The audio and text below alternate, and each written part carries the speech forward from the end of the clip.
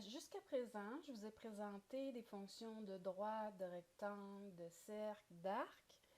Euh, Maintenant, je vais vous présenter une fonction rapide pour faire nos profils. Moi, je préconise toujours cette fonction-là. C'est la fonction ici, la première, c'est la fonction contour. Je clique dessus. Dans la fonction contour, ce qu'on voit ici dans la barre au-dessus d'esquisse, c'est qu'on peut faire des droites. La deuxième icône, des arcs tangents ou des arcs par 3 points. Puis tout ça dans un profil qui ne se sépare pas, c'est pas des fonctions différentes. Par exemple, je commence mon profil ici, je veux faire une ligne droite. Là, ici, on voit que la ligne est activée.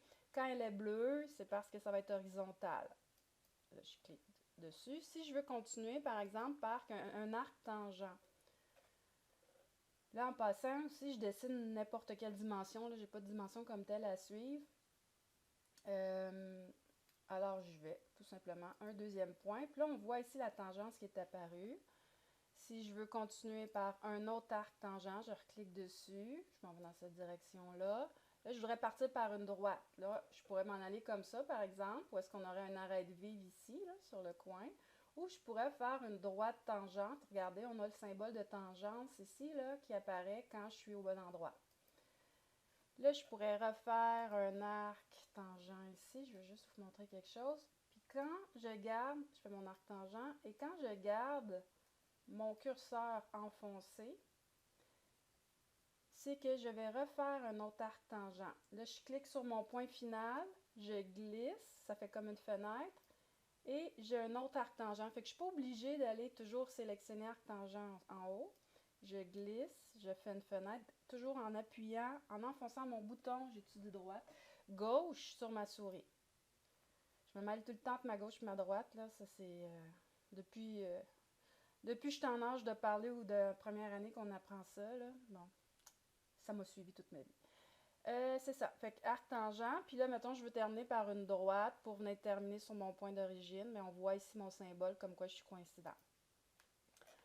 Alors, voici le profil que ça fait. Qu'est-ce qui est intéressant de ça, c'est que, bon, tu peux dessiner une droite normalement dans un profil, mais surtout pour quand on commence à faire des cercles, au lieu de commencer à dessiner des cercles puis venir découper l'excédent après, tout faire je dirais, du découpage, mais là, à ce moment-là, quand on utilise cette fonction-là, le découpage se fait au fur et à mesure, on a vraiment moins de travail à faire, ça va vraiment plus vite.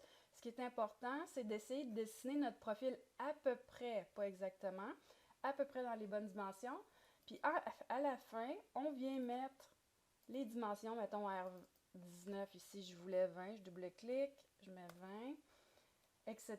Si je voulais une longueur centre à centre de cet arc-là et de celui-là, par exemple, je voulais 50. Parce que comme je vous disais, il faut essayer de dessiner quand même le plus proche des dimensions finales.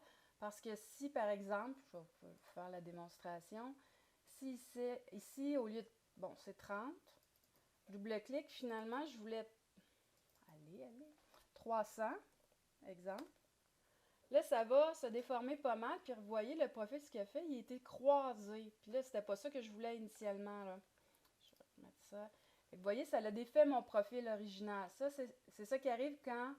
Wouhou! Regardez, quand je me déplace, je glisse tout ça, tout se mêle, tout mon profil change, puis là, je vous dis, le bordel pogne. Alors, c'est pour ça que c'est mon argument le meilleur pour vous dire de dessiner le plus près possible des vraies dimensions.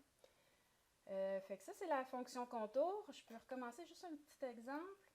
Ici, on peut aussi commencer par un arc par 3 points. Fait que vous pouvez commencer par faire une portion circulaire, 1, 2, 3 points que je sélectionne.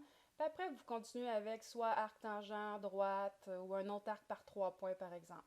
Fait que c'est pas toujours, vous n'êtes pas toujours obligé de commencer par une droite. Vous pouvez commencer par un arc de cercle également. Fait que je sors de cette fonction.